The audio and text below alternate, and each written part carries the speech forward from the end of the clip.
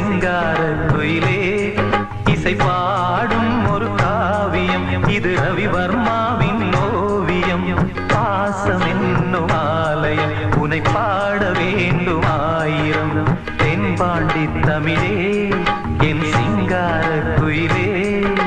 தென்பாண்டி தமிழே என் சிங்கார குயிலே